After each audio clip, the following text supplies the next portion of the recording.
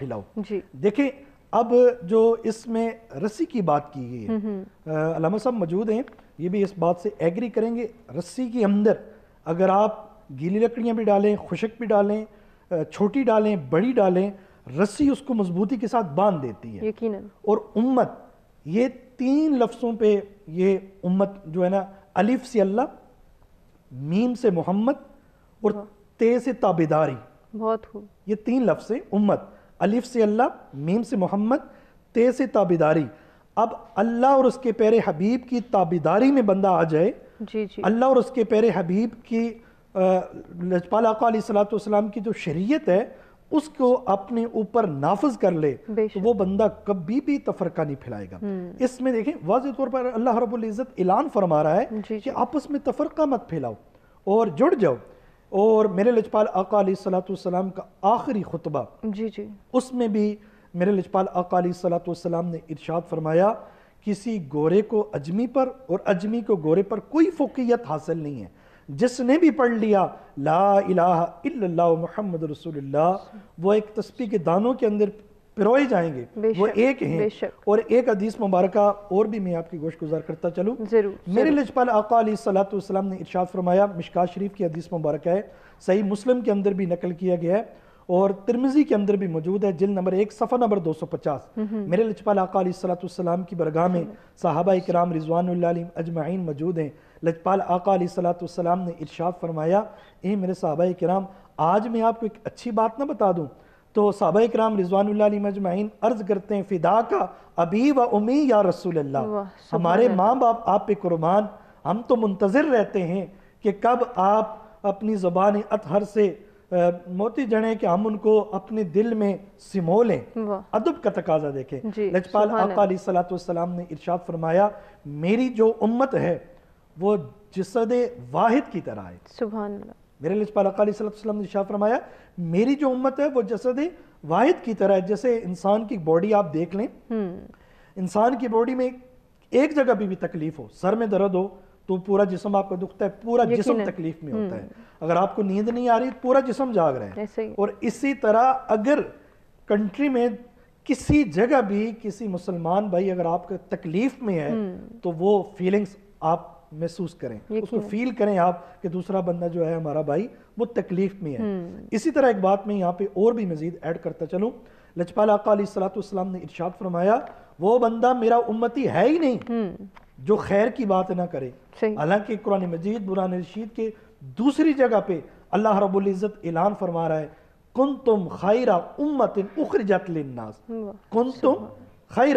اب یہاں پہ اللہ رب العزت واضح طور پر اپنی امت کے ساتھ لجپال آقا علیہ الصلوۃ والسلام کی جو امت ہے ان کے بارے میں خیر کا لفظ یہاں پہ آیا ہے. کنتم خیرہ، یہ خیر ہے. لجپال آقا علیہ الصلوۃ والسلام کی جو امت ہے یہ خیر ہے سارے جہاں کے لیے. بے شک. اور اسی طرح کنتم خیر امت اخرجت للناس، اور لجپال آقا علیہ الصلوۃ والسلام کی جو امت ہے یہ تمام امتوں سے افضل و اعلیٰ ہے. اس کو جو مقام ملا ہے، میں اگر آپ کی اجازت ہو 1 منٹ میں اس میں تھوڑی سی اور بات ایڈ کرتا چلوں تاکہ آج کا جو یہ بڑا آپ کا اچھا موضوع ہے اس میں مزید اس کو ہم جی فرما دیجئے. تو لجپال آقا علیہ الصلوۃ والسلام نے ارشاد فرمایا کہ میری جو امت ہے وہ جسد واحد کی طرح ہے.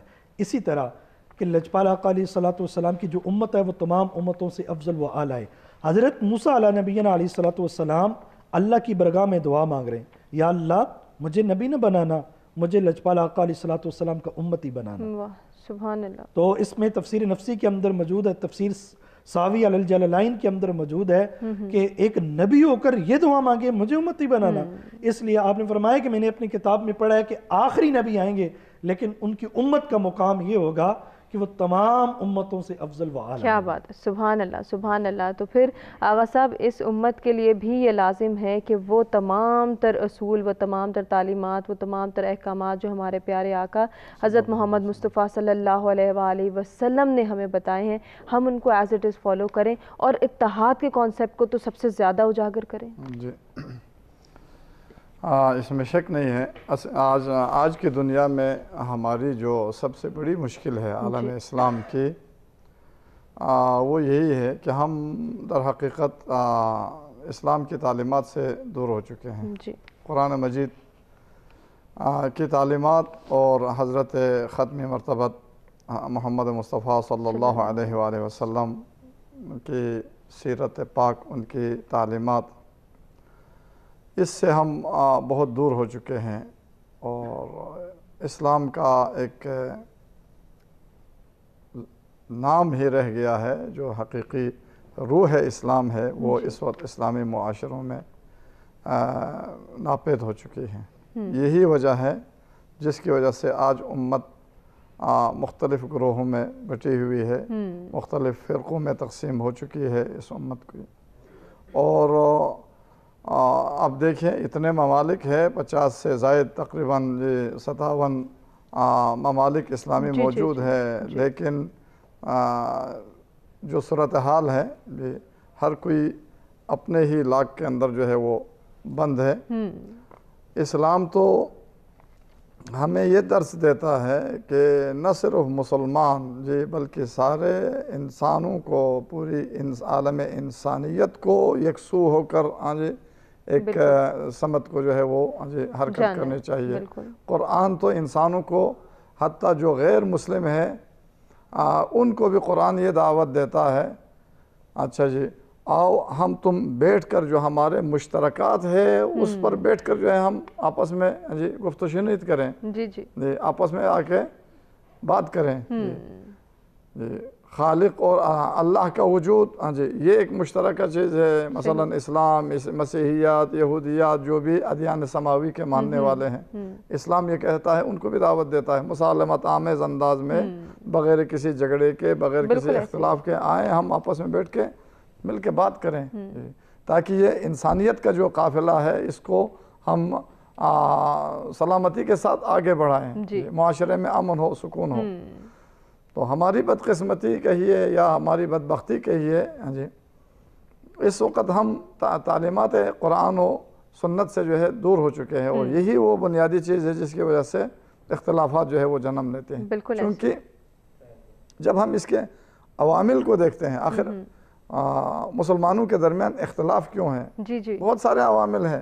کچھ اندرونی عوامل ہے، کچھ بیرونی عوامل ہے. اندرونی عوامل میں ایک اہم ترین عامل اور ایک سبب جو ہے وہ یہی ہے، ہم نے میں سے ہر ایک نے اسلام کو اسی دائرے کے اندر محدود کر دیا ہے جو دائرہ اس کے اپنے ذہن میں ہے. جو جس فرقے سے تعلق رکھتا ہے اس کا ماننا یہ ہے، اس کا طرز فکر، اس کی سوچ یہ ہے کہ بس جسے میں مان رہا ہوں یہی اسلام ہے، وہ ٹھیک ہے، جو احکامات میرے پاس ہے، جو تعلیمات میں فالو کروں سب اسی کو کریں. آغا صاحب میں اس کو کنٹینیو کروں گی، آپ ہی سے ڈسکشن کا آغاز کریں گے. ناصر ہم ایک بریک کی جانب بڑھیں، بریک سے واپس آتے ہیں، گفتگو کے سلسلے کو آگے بڑھاتے ہیں.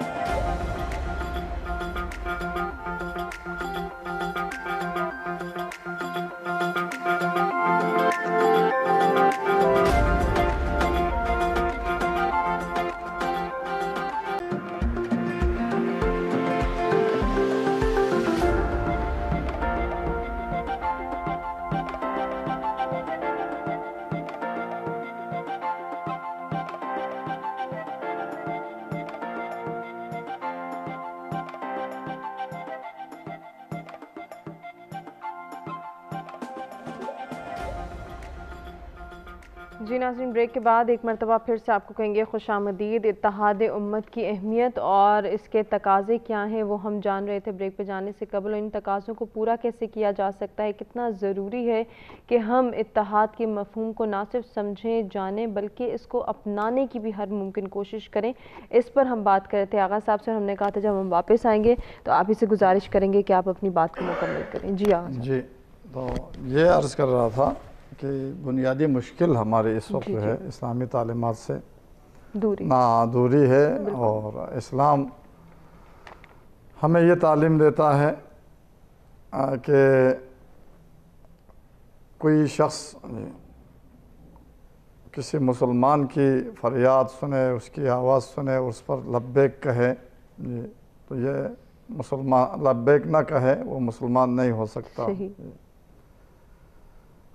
اور اسلام تو ہمیں انسانیت کا درس دیتا ہے. اسلام تو کہتا ہے کہ انما المؤمنون اخوۃ، مسلمان آپس میں مومن بھائی ہیں.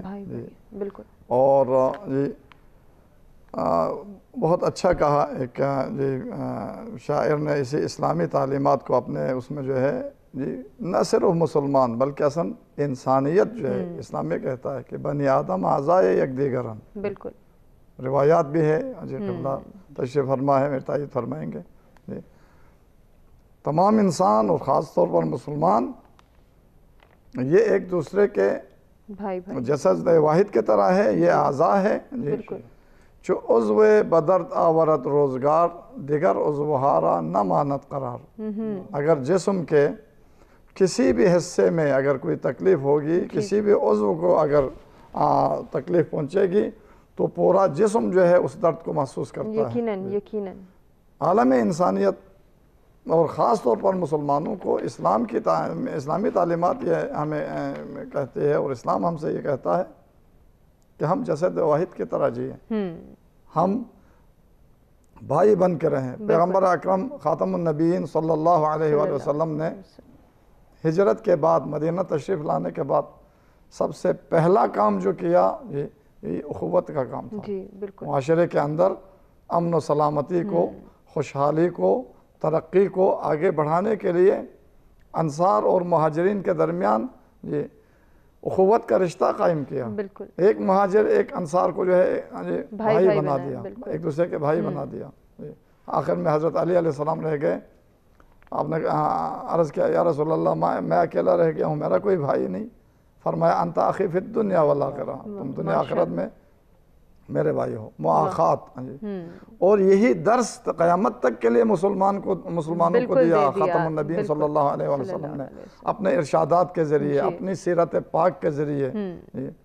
لیکن ہماری بدبختی ہے کہ مرور زمان کے ساتھ ہم نے پیغمبر اکرم صلی اللہ علیہ وسلم کی اور قرآن کی جو تعلیمات ہے ان کو پس سے پشت ڈالنا شروع کر دیا. جی اس کی وجہ کیا ہے آغا صاحب؟ میں علامہ صاحب سے بھی گزارش کرنا چاہوں گی کہ وہ بھی اس میں ایڈ آن کریں کہ کیا وجہ ہے، کیوں ہم اسلام سے دوری اختیار کر بیٹھے ہیں، کیوں آج ہم پریشانی میں مبتلا ہیں، ہم ایک دوسرے کو دیکھنا نہیں چاہتے، کسی کی ذات کو، کسی کی بات کو برداشت نہیں کرتے، کسی کی رائے کا احترام نہیں کرتے.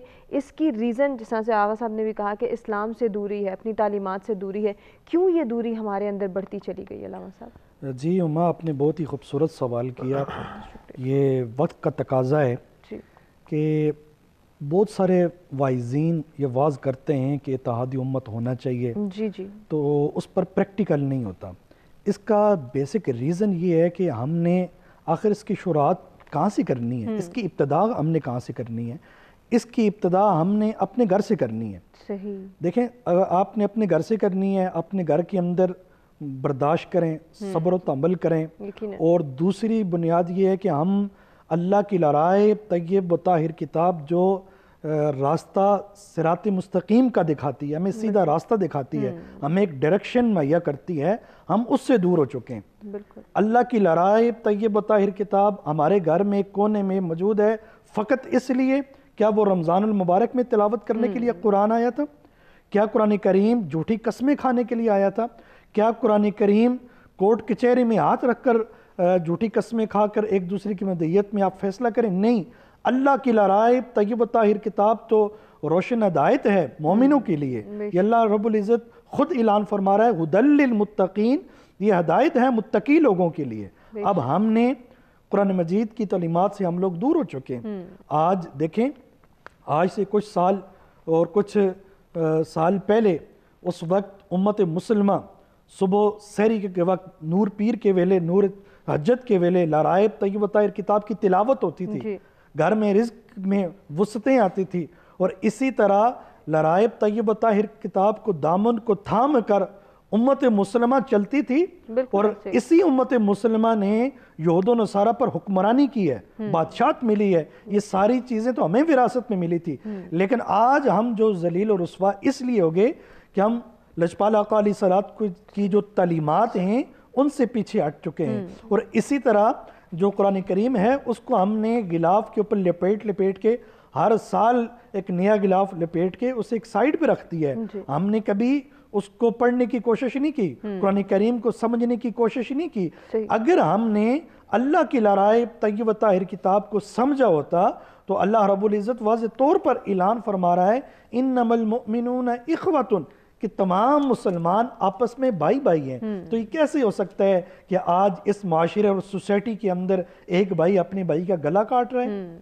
آپ ماشاءاللہ میڈیا سے ریلیٹڈ ہی خبریں آپ سنتی ہیں, الیکٹرانکس میڈیا پہ, پرنٹس میڈیا پہ آتی ہیں کہ بھائی بھائی کا گلا کاٹ رہا ہے. یہ سن کے انسان کے رونگٹے کھڑے ہو جاتے ہیں. اس لیے ہم نے اسلام کو محدود کر دیا ہے, ہم نے محراب و منبر تک محدود کر دیا ہے, ہم اسلام کی بات سننے تک گوارا نہیں کرتے. آج جیسے جمعۃ المبارک کا دن ہے, آپ کا پروگرام پوری دنیا میں دیکھا جا رہا ہے. پیغام میں یہ بھی دینا چاہوں کہ آج لوگ آخری جب اذان ہوتی ہے, خطبہ شروع ہوتا ہے, تو اس وقت دوڑ کے مسجد میں آتے ہیں, 2 رکعت نماز فرض پڑھ کے وہ فوراً گھر کو چلے جاتے ہیں. آج علماء کا کوئی خطبہ سننے کے لیے تیار نہیں ہے. اور یہ اتحاد امت کا پیغام کہاں سے ڈیلیور ہونا ہے؟ یہ اتحاد امت کا پیغام محراب و منبر سے ڈیلیور ہوگا. اور یقیناً علماء کرام کا اس میں چاہے کسی بھی مسلک کے ساتھ جس کے ساتھ تعلق ہو, یقیناً ان کا ایک اہم کردار ہے, بڑا کردار ہے. یقیناً اس کردار کے حوالے سے ہم مزید بھی ڈسکشن کے سلسلے کو آگے بڑھائیں گے. ناظرین, ہمیں ایک بریک کی جانب بڑھنا ہے, لیکن بریک پہ جانے سے قبل ہم محمد علی بنگش سے گزارش کریں گے کہ وہ بارگاہ رسالت مآب صلی اللہ علیہ وآلہ وسلم میں ہدیہ نعت پیش کریں. وہ بس مصطفیٰ ہے, وہ بس مصطفیٰ ہے, وہ بس مصطفیٰ ہے, وہ بس مصطفیٰ ہے. خدا جن کے آنے, خدا جن کے آنے سے ظاہر ہوا ہے, وہ بس مصطفیٰ ہے, وہ بس مصطفیٰ ہے, وہ بس مصطفیٰ ہے. جو تخلیق میں سب سے پہلے ہوا ہے, جو آدم کو بنتے بھی تکتا رہا ہے, جو لوح و قلم سے بھی پہلے بنا ہے, وہ بس مصطفیٰ ہے, وہ بس مصطفیٰ ہے, وہ بس مصطفیٰ ہے.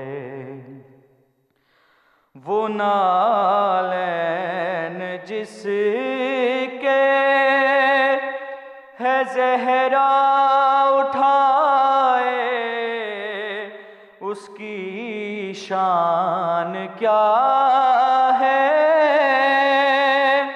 کوئی تو بتائے.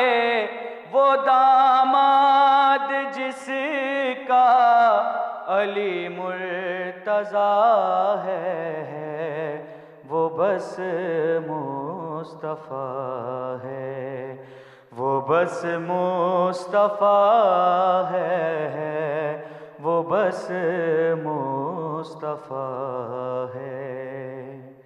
خدا جن کے آنے, خدا جن کے آنے سے ظاہر ہوا ہے, وہ بس مصطفیٰ ہے, وہ بس مصطفیٰ ہے, وہ بس مصطفیٰ ہے.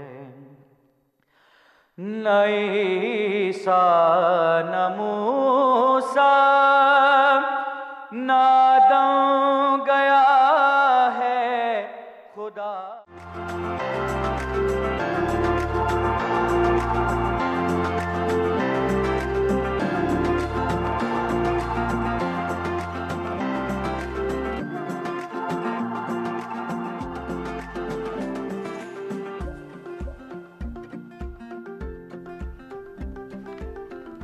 जी वेलकम बैक। सच सवेरा में एक मरतबा फिर से आपको कहेंगे खुशामदीद। इत्तेहाद उम्मत की अहमियत और तकाज़े ये हम डिस्कस कर रहे हैं, और इन तकाज़ों को पूरा किस तरह से किया जा सकता है, ये किसकी ज़िम्मेदारी है, हम इस अहमियत को किस तरह से उजागर कर सकते हैं और इत्तेहाद के कॉन्सेप्ट को किस तरह से अपने माशरे में फैला सकते हैं, इस पर अमल दरामद किस तरह से मुमकिन हो सकता है, इस पर डिस्कशन के सिलसिले को आगे बढ़ाएंगे। और गुफ्तगू करना चाहूँगी आगा साहब से। आगा साहब, ब्रेक पे जाने से कबल अल्लामा साहब ने बड़ी खूबसूरत बात की थी कि ये ज़िम्मेदारी जो है वो उलमाए कराम की है, असातिज़ाए कराम की है कि वो एक किरदार अदा करें, एक भरपूर किरदार के ज़रिए इत्तेहाद के कॉन्सेप्ट को उजागर करें, इनकलकेट करें इस पूरी कौम के अंदर।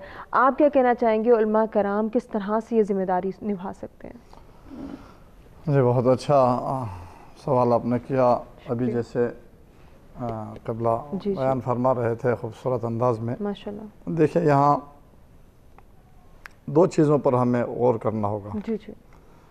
तमाम मुसलमानों को ख़ास तौर पर जो मुआशरे के अरबाब हल व अक़्द हैं, उलमा और दूसरे ज़िम्मेदार अफराद को इस बात पर सोचना होगा। एक तो ये कि हमें ये देखना होगा कि ये उम्मत इस्लामी जो किसी ज़माने में एक मुट्ठी की तरह जी और दुनिया में जी एक बहुत बड़ी ताकत बन के उभरी थी, और एक जसद वाहिद और एक मुट्ठी की तरह जो है वो बाहम मरबूत थे, मुंसलिक थे एक दूसरे से। कैसे इनका शहराजा बिखर गया, उन इलाल व असबाब को हमें देखना होगा जिनकी वजह से मुआशरे के अंदर उम्मत के दरमियान इख्तिलाफात रोनुमा हुए और आज तक हो रहे हैं।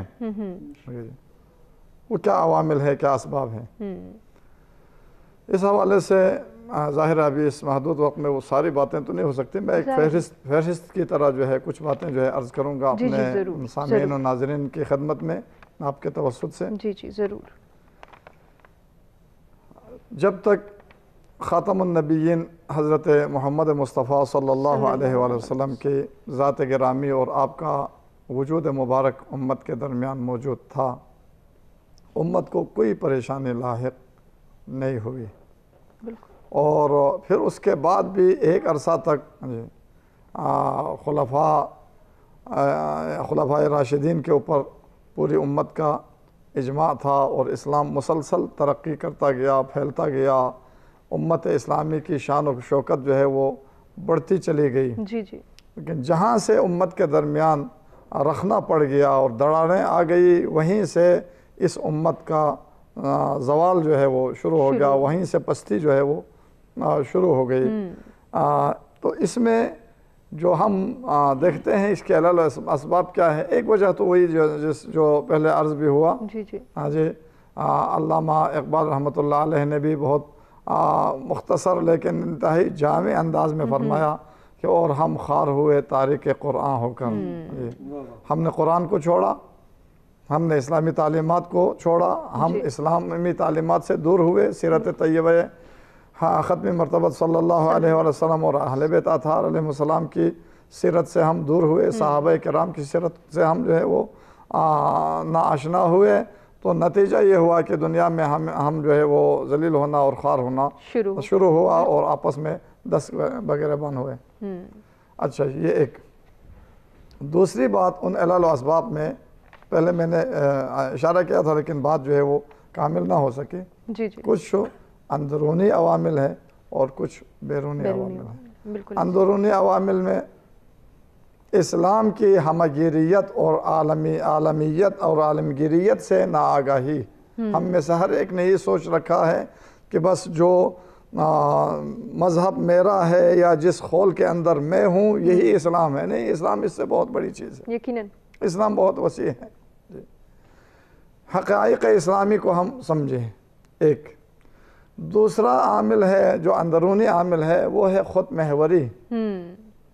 हर कोई जो है वो जी अपने नफ्स, अपने मफादात और अपनी जो है वो आसाइश और अपनी ज़ात को देखता है। सही। नतीजा ये कि वो फिर दूसरे उसके नज़रों में जो है खटकने लगते हैं जी, और यूं इख्तिलाफ जो है वो बढ़ता चला जाता है। एक और चीज़, अच्छा जी, जाह परस्ती, मकाम परस्ती और मनसब परस्ती। बहुत सारे लोग जी मनसब के खातिर, मकाम के खातिर, मुआशरे के अंदर जी लोगों के दरमियान अपना एक नाम रखने के लिए इस्लाम को, दीन को इस्तेमाल करते हैं जी जी, और उसके ज़रिए से जो है वो अपना मफाद हासिल करता है। एक दूसरों को लड़ा के, दूसरों से के निस्बत जो है दिलों में नफरत पैदा करके जी, ये अच्छा बहुत सारे नापुख्ता मुआशरों के अंदर जो है ये चीज़ देखने में आती है, नज़र आती है। अच्छा जी, और इसके साथ जो बैरूनी अवामिल हैं जी जी, उसमें दुश्मनान इस्लाम, या मैं यूँ अर्ज़ करूँ कि दूसरे मज़ाहिब और दूसरे अदियान के पैरोकारों की साजिशें ये एक सबब बनती हैं। ज़ाहिर है हर दीन जो है वो दूसरे दीन को जो है वो अपने मुकाबले में समझता है। हर दीन के मानने वाले दूसरे अदियान के पैरोकारों के साथ जो है एक इनाद और एक दुश्मनी रखता है। एक तबीयतन ये चीज़ होती है। नतीजा ये होता है कि दूसरे अदियान के पैरोकार जो है वो किसी न किसी तरह से अपने सामने वाले मद्दे मुकाबिल दीन और उसके पैरोकारों को जो है नीचा दिखाने और उनको कमज़ोर करने के दर पे होते हैं। एक बैरूनी अवामिल में एक और चीज़ है, आलमी ताकतें अपने सियासी मफादात की खातिर, इक़्तिसादी मफादात के खातिर वो कमज़ोर ममालिक को और दूसरे मुल्कों के इक़्तिसादी क़ुदरती ज़ख़ाइर के ऊपर जो है कब्ज़ा जमाने के लिए और अपने इक़्तिसाद को, अपनी मईशत को मजबूत करने के लिए इस तरह के हरबे जो है वो इस्तेमाल करते हैं। यकीनन आज के इस्लामी दुनिया में हम देखते हैं कि ये उन्सुर और ये आमिल जो है वो बहुत ज़्यादा जो है वो इस वक्त जो है मुसलमानों के हवाले से जो है हमें ये चीज़ जो है नज़र आती है। आलमी साम्राज और आलमी ताकतों ने जब ये देखा कि अगर ये 1 अरब से ज़ायद मुसलमान जो है वो जसद वाहिद की तरह एक मुट्ठी की तरह जो है वो मुत्तहिद हो के अगर रह जाए तो दुनिया में कोई ताकत इनके सामने ठहर नहीं सकेगी। बिल्कुल ऐसे ही है। तो यहाँ तो आवाज़ फिर इस्लामी ममालिक का भी तो ये फ़र्ज़ बनता है कि वो अपने अंदर इत्तेहाद पैदा करें ताकि उनको कोई बैरूनी तौर पर इस तरह से ना अपने मकासद की खातिर, अपने मफादात की खातिर इस्तेमाल कर सके। अब इसके लिए जी बात बिल्कुल वजह है, लेकिन हम जब हमारी जो इस्लाम की जो 1400 साल तारीख़ को हम देखते हैं, हम इस्लामी तारीख़ के लिहाज से इस वक्त 15वीं सदी में मौजूद हैं।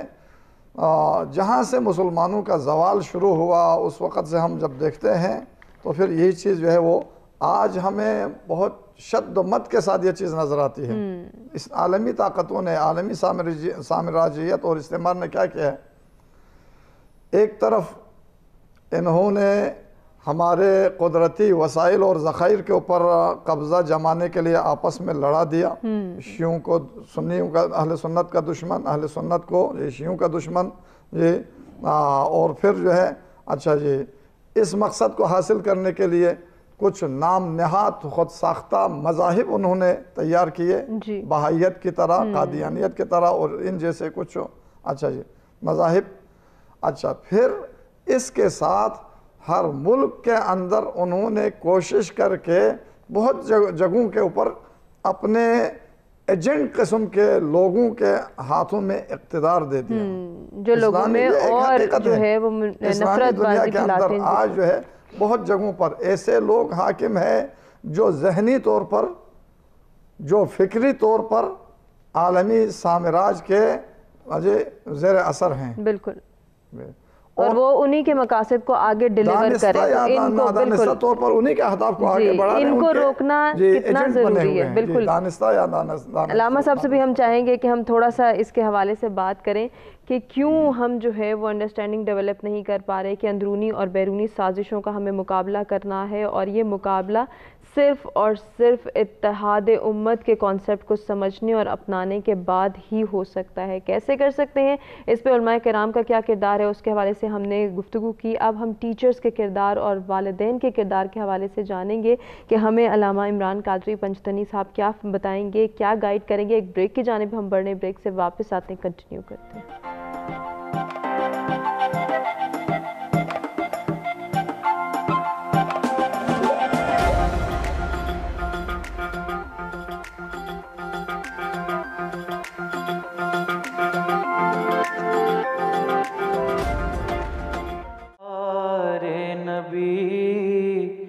محترم ہے مگر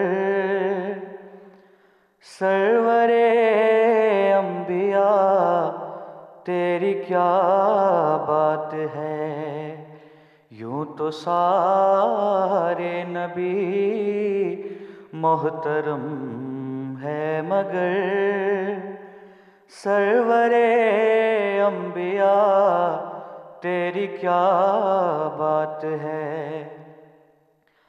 رحمت دو جہاں ایک تیری ذات ہے،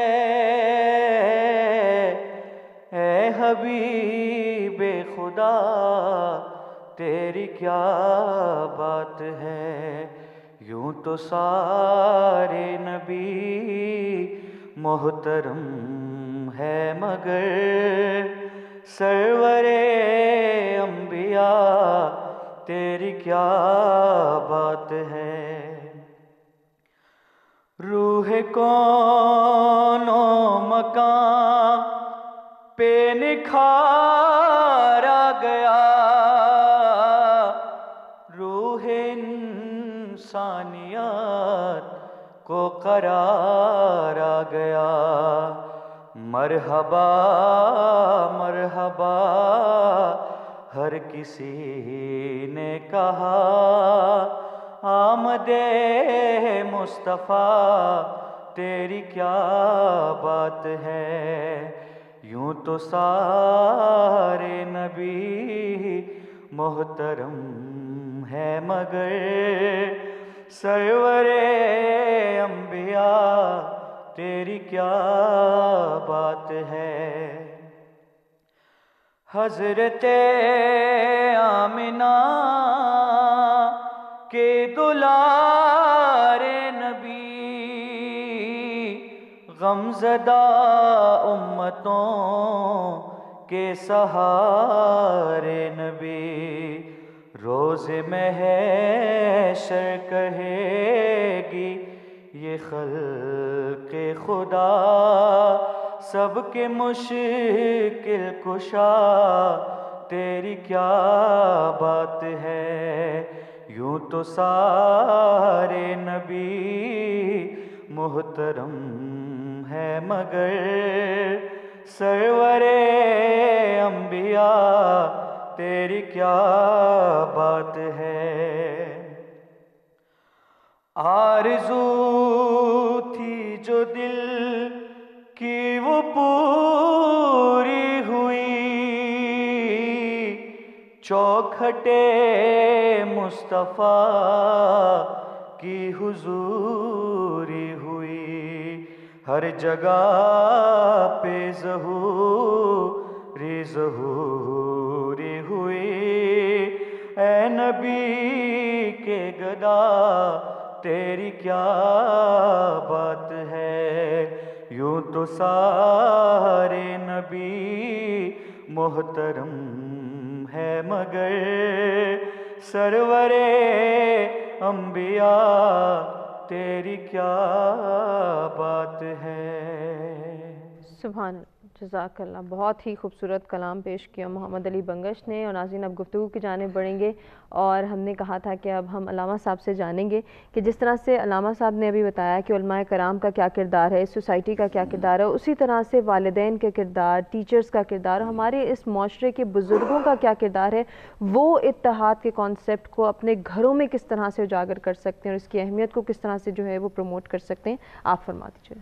جی ہما، بہت ہی عمدہ سوال آپ نے کیا، بہت شکریہ۔ اللہ رب العزت اپنی لرائب طیبۃ کتاب میں ارشاد فرما رہا ہے، یا ایھا الذین آمنوا اتقوا اللہ حق تقاتہ ولا تموتن الا وانتم مسلمون۔ اس میں دیکھیں واضح طور پر اعلان ہو رہا ہے کہ مومنوں اللہ سے ڈرو اور تقوی اختیار کرو۔ آیا کتنا تقوی اختیار کرو؟ اللہ ارشاد فرمائے حق تقاتہ ولا تموتن الا وانتم مسلمون، جب تک آپ کی زندگی ہے مرتے دم تک، موت کے وقت تک تقوی اختیار کرو۔ آج امت بٹ چکی ہے فرقوں میں، اور اسی طرح آج اتحاد کی بہت سخت ضرورت ہے۔ یقیناً اگر اس وقت یہود و نصارہ کی یہ چال ہے، اسرائیل کو آلریڈی تسلیم کیا جا رہا ہے جی۔ جو کہ مسلمانوں کی خون کے پیاسے ہیں. اور اسی طرح میں یہ بات یہاں پہ ضروری کرنا چاہوں گا کہ اس وقت امت مسلمہ کو خصوصاً آنکھیں بند نہیں کرنی چاہیے، اپنا دفاع کرنا چاہیے، سوچنا چاہیے کون ہمارے خیر خواہ ہیں اور کون ہمارا برا چلاتے ہیں. اور اسی طرح وہ اپنے ذاتی مفادات کے لیے شیعہ سنی کو لڑاتے ہیں. اس میں ان کی یہی چال ہوتی ہے کہ اگر یہ آپس میں لڑ جائیں انہیں کسی دشمن کی ضرورت نہیں ہے. آج ہمارے حکمرانوں کو جو مدینہ کی ریاست کی بات کرتے ہیں، آج انہیں دیکھنا چاہیے کہ اس وقت مقبوضہ کشمیر کے اندر ماؤں پہ، بہنوں پہ، بچوں پہ کتنا شدید تشدد کیا جا رہا ہے، ان کی بینائی چھینی جا رہی ہے. کیا وہ ہمارے مسلمان بھائی نہیں ہیں؟ کیا ہم اس بات تک محدود ہو چکے ہیں کہ ہم شدید الفاظ میں مذمت کرتے ہیں، وہ کنڈیم کرتے ہیں؟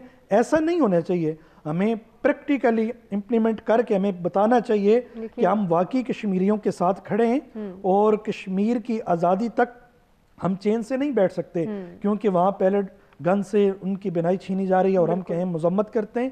ہمارے کشمیر میں اس وقت مسلمان انسانیت جو ہے وہ سسکیاں لے رہی ہے اور مودی جو ہٹلر کی سوچ لے کے آیا ہے وہ تو مسلمانوں کی خون کا پیاسا ہے. اس نے گجرات کے اندر کیا کیا؟ آج امت مسلمہ جو کہ 57 کنٹریز ہیں، یہ تقریباً 1.5 ارب کی آبادی بنتی ہے امت مسلمہ کی. تو آج جو اس وقت اقوام متحدہ کے اندر جو انصاف کے علمدار بنے بیٹھے ہیں انہیں نہیں نظر آ رہا ہے اس وقت کشمیر کے اندر کیا ہو رہا ہے. اسی طرح اگر یورپ کے اندر سارے یورپین کنٹری آپس میں مل کے یورو بنا سکتے ہیں، کیا امت مسلمہ اپنی کرنسی نہیں بنا سکتی؟ اسی طرح وہ اپنی تنظیمات بنا رہے ہیں، سب کچھ بنا رہے ہیں. اگر انتہائی معذرت کے ساتھ ایک کتا اگر یورپ کے اندر مر جائے تو وہ اتنا ولویلا کرتے ہیں الیکٹرونکس میڈیا پہ آ کے، اگر ایک انسان کی جان چلی جائے. لیکن کشمیر کے اندر ہزاروں مسلمانوں کا بے گناہ قتل کیا جا رہا ہے، لیکن وہ مسلمانوں کا خون جو ہے وہ کہتے ہیں سستا ہے. اس طرح ہمیں سٹینڈ لینا چاہیے اور یہ اپنی چھوٹی چھوٹی جو معاملات ہیں، اختلافات ہیں، ان کو بھول کے یہ دیکھیں دمشق کے اوپر جب اٹیک ہوا تھا، صلیبیوں نے اٹیک کیا، اس وقت نور الدین زنگی اور سیف الدین زنگی یہ ان کا آپس میں بھی اختلاف تھا، لیکن جب اٹیک ہوا تو ان کا وہ تاریخی جملہ آپ ہسٹری اٹھا کے دیکھ لو، انہوں نے کہا اگر آج ہم خاموش رہے تو یہ تو امت مسلمہ کا صفایا کر دیں گے. وہ ایک وے تعداد کم تھی لیکن انہوں نے صلیبیوں کے چھکے چھوڑا دیے. اسی طرح آج امت مسلمہ کو جو ہے اللہ کی رسی کو مضبوطی کے ساتھ تھام کر، اور دوسری جو اہم بات میں یہاں پہ جو آپ نے پچھلے سوال میں بھی کی، میں اس میں بھی یہ بات ایڈ کرتا چلوں کہ ہم نے اپنے علماء کرام کو وہ عزت دینی ہے، وہ مقام دینا ہے جو مصطفیٰ کریم کے دین نے دیا ہے.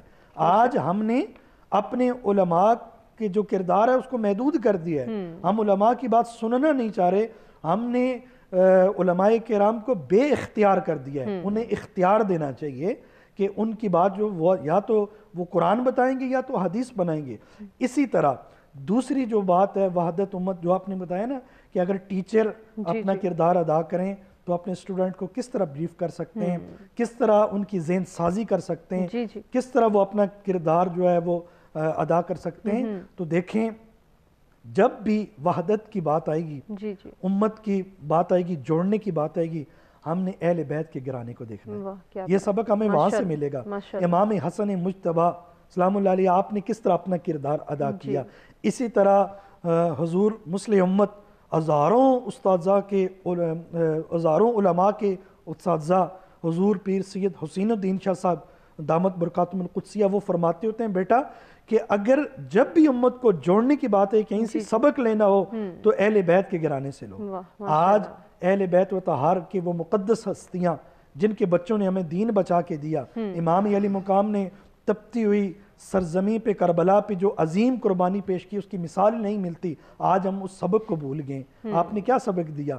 اور اسی طرح آج سیدہ کائنات حضور کی لخت جگر، نور نظر، ملکہ فردوس بری، حضور علیہ السلام کی لخت جگر کہ آپ کے بارے میں بھی اس وقت پڑھے لکھے لوگ جو ہے وہ طرح طرح کی باتیں کرتے ہیں.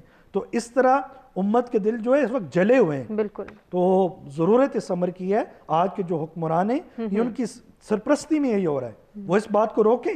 अगर ये ना रोका गया तो ये आग है, ये फैल जाएगी। बिल्कुल, रोकना किस तरह से मुमकिन है, इस पर हम मजीद गुफ्तगू के सिलसिले को आगे बढ़ाएंगे। मुझे ब्रेक की जानिब बढ़ना है नाज़रीन, ब्रेक से वापस आते हैं, गुफ्तगू के सिलसिले को आगे बढ़ाते हैं।